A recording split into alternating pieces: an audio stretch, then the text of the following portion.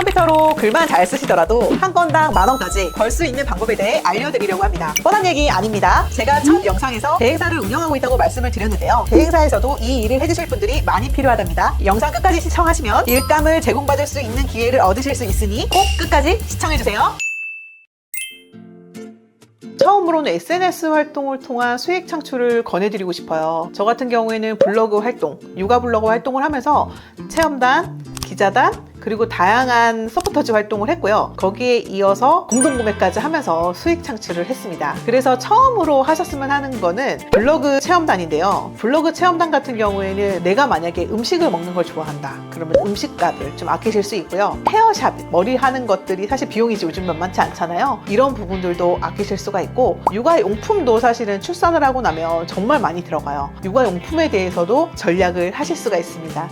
네, 협찬도 결국엔 수익 창출이네요, 대표님. 네, 어떻게 보면은 생활비를 아끼고 실제로 제가 돈이 들어가는 부분들을 아끼는 거니까, 절감을 하는 거니까 너무나 좋고요. 그래서 블로그로 해서 그렇게 생활비를 아끼시는 부분부터 시작을 하시면 너무 좋을 것 같고요. 블로그로 하는 게 너무 부담스럽다 하시는 분들은 사실 요즘은 이제 제가 처음에 육아를 했을 때는 인스타그램이 활성화가 안 됐을 때였어요.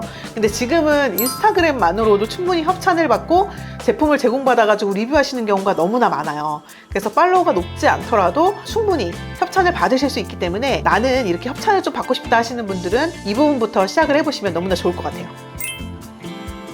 네이버 가입을 하고 카페 활동을 해야 되는데요. 이제 게시판에 보시면 등업에 대한 조건이 있습니다. 그리고 게시를 할 수 있는 조건들이 있는데 거기에 맞춰가지고 꾸준히 카페 활동을 해주시면 되고요. 저희가 정보성 글이 배포하는 일이 좀 필요하다 할 때는 의뢰를 드리는 거예요. 그럼 그거에 맞게끔 이제 글을 작성해 주시면 되는 겁니다. 사실 이렇게 들으면은 너무나 간단한 일이기 때문에 그렇게 어렵지 않은데요. 여기서 중요한 거는 처음에 말씀드리는 활동이에요. 그 활동을 꾸준히 하시는 게 중요하고, 그 카페가 너무나 다양하기 때문에 다양한 카페 활동을 이어가시는 게 무엇보다 중요합니다.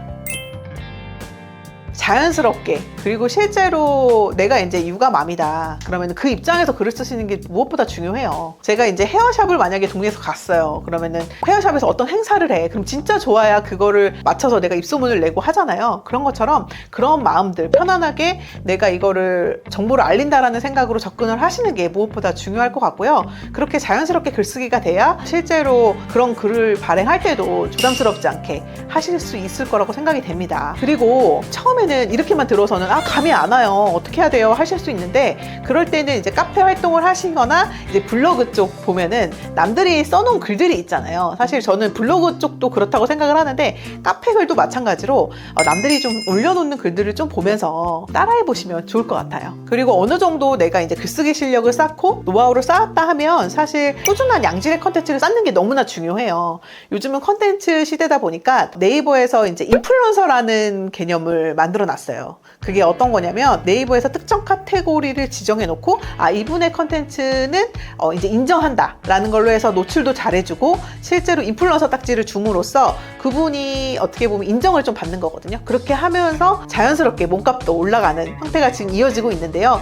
그 부분이 이제 네이버에서 인플루언서 탭을 통해서 확인이 가능하시고요. 어떻게 보면은 전문성이 좀 부여된다고 보시면 됩니다. 특정 카테고리의 양질의 컨텐츠를 만들어가는 노력을 하시다 보면 어느덧 이제 인플루언서로 성장을 해가실 수 있겠죠. 특정 카테고리를 꾸준하게 하는 거가 인플루언서가 되는데 더 빠른 길이겠네요. 네, 네이버에서는 특정 카테고리의 글을 꾸준히 쌓으면 이제 그런 부분들을 인정을 좀 해주기 때문에 그런 글들을 좀 꾸준하게 같은 카테고리의 글들을 쌓아가시는 게 너무나 중요하고, 그 전에 내가 원하는 카테고리에 실제로 인플루언서들이 있는지를 보고 그분들을 벤치마킹을 하면서 본인의 글도 지속적으로 쌓아가시는 것을 권해드립니다.